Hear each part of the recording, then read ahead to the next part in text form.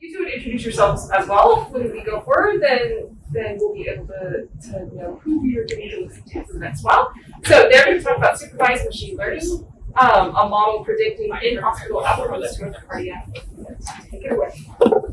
Hi, I'm Vaishali. I'm a junior in high school, and yeah, I'm Siddhartha Shibi, and I'm also a junior in high school. So our main goals of this research is to accurately determine the death or survival rate of a patient who appears to have coronary artery disease. And the data was collected from a hospital in India, and we used IBM machine learning platforms to develop a machine learning model, which could be used to predict the outcome. It was collected from here at DMC Heart Institute, and in the study we used 6,600 patients along with 52 variables which impacted the outcome, and the main prevalent ones were acute kidney, diabetes, leukemia, heart failure, and hypertension. Here's some statistical analysis of the data. So our main factors were hemoglobin, swell, pulmonary embolism, anemia, severe anemia, and glucose, and you can see their data varied. Continuing, there's diabetes and days in ICU.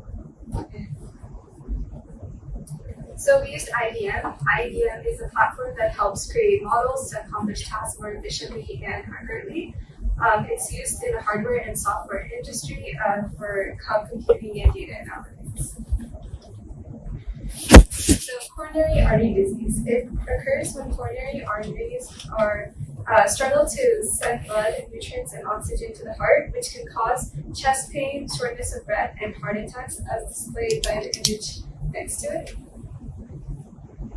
And some key factors which were reported in our research were acute kidney, which is the ability, kidneys lose the ability to filter blood, causing dangerous waste to be stored.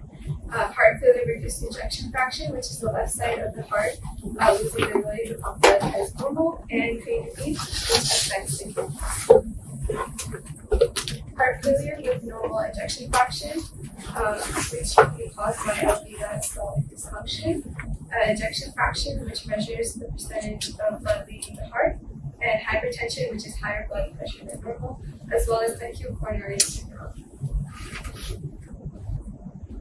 So the methodology to run a machine learning model on IBM Watson, first you would have to specify a special formatted data, and then you would choose the choice of outcomes, which is the factors or dependent variables. Then you have a possibility of selecting algorithms. After you select the various algorithms in an automated fashion, you are allowed to optimize the formats. Then the Watson machine runs the data on selected algorithms and provides the flowchart or map to monitor processes. And then finally, you have the machine learning platform, which could provide the ROC curve, statistical summary, feature summary, and confusion matrix. So in our study, we have some possible outcomes, which is DAMA, which is discharge against medical advice, expiry, the death of a patient, discharge, and to send a patient when they're able to be in their home. So here's our progress map. It kind of just shows a quick glance of the different steps taken in creating our machine learning model. So feature summary. Here's like a list of the different features we found in our data when running our model, and we found that acute kidney, HFrEF, and creatinine were like some of the top few, but you can also see the other factors.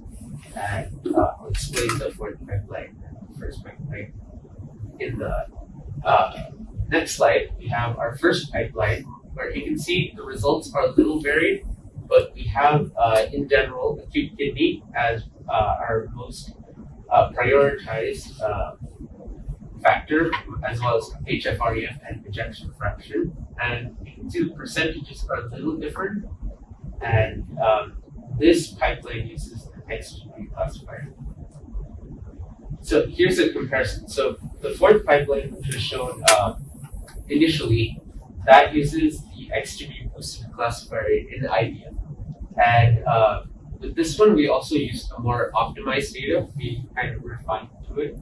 And the results are that it runs more accurately and efficiently. And this also results in different kind of weightages for features. And you can see this kind of vast difference between the fourth pipeline and first pipeline. So here are ROC curves, and ROC curve in general, it kind of plots the trade-off between sensitivity and specificity. So the closer, in general, this kind of curve is to a 45-degree line, which you can see modeled there, the less accurate that curve is in general. So in our comparison, we found that obviously our boosted fourth pipeline was a more efficient model because the curves also themselves were further from the 45-degree line. And the most accurate of these were expiry and discharge. Gamma, given its unpredictable nature, was less accurate.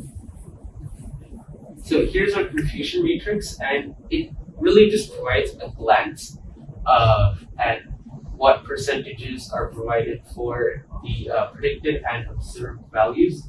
So you can see values observed of 92% accuracy in general for our fourth pipeline. And for our first pipeline, which is our initial attempt, we can see a value around 90%, which is still pretty good, but it could be further optimized. And here's just a very straight comparison between the two, and you can see we created improvements from each pipeline, and gamma, again, due to its unpredicted nature, is still a bit difficult to predict, but our discharge and expiry are at higher values. And that's basically our presentation. For future work, we're aiming to create models with newer algorithms and kind of diversify it, as well as collect new data and cross-verify it with our current model to make it more efficient. Thank you.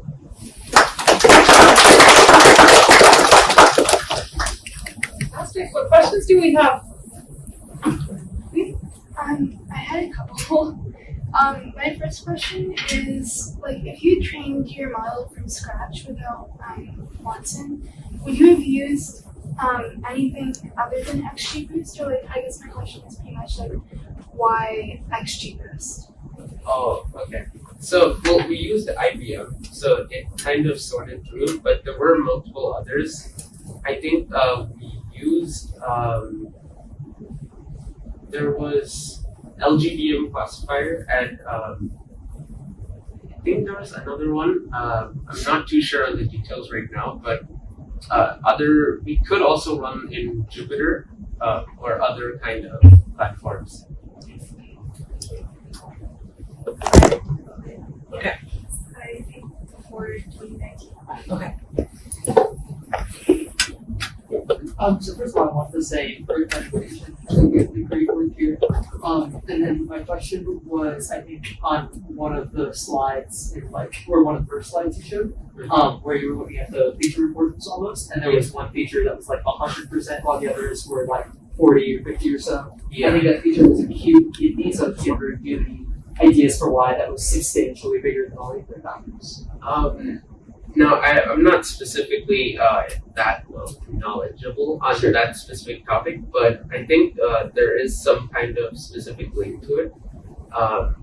Maybe the kidney's malfunction has a more direct impact. We observed it in the data, but we can get more information on that. Gotcha. I have a question, which is in a room with some pretty powerhouse high school researchers here. Can you talk a little bit about your program too, of the program that you did that led to working on this research? Yeah, so we reached out to a professor, Dr. Zaidi, and he basically kind of taught us a lot about all different algorithms and machine learning AI. And from there, we got on a project which was coronary artery disease, and we thought, this is interesting, so we might as well work on it, and that's what led to the presentation we saw. Did you all know each other beforehand, or did your professor help put you together? Yeah, our professor helped us. Other questions? In your RSC curve, you had like, I can't remember how many colors it was, but you had like 4 curves, I think, of different colors. Were those like corresponding to like the DAMA and the discharges and the expiry, or is it like something else? Oh, no, yeah, they were. So the curves, the green curve, I think, which was the closest to the X and Y lines, which was of the highest accuracy, that would have been the expiry. The other ones were a bit closer. And then the fourth curve, I think that's just from IBM in general. They kind of create a curve so you can kind of compare and contrast, like an average. Great. So kind of curious about if you saw anything about false negatives. Yeah, that was in our confusion matrix. So I think there was like 20% or so observed in that area. So we need to definitely increase that. And it was the same for boosted and without boosting and without boosting. No, I think the boosted algorithm performed better. It's in general just affected also by the. I think since we did a multi-class algorithm, it's kind of also generalizes it there. But in general, I think the fourth pipeline performed better than that. Great. Any other questions? All right, let's thank our great speakers. We have 2 minutes until our next presentation.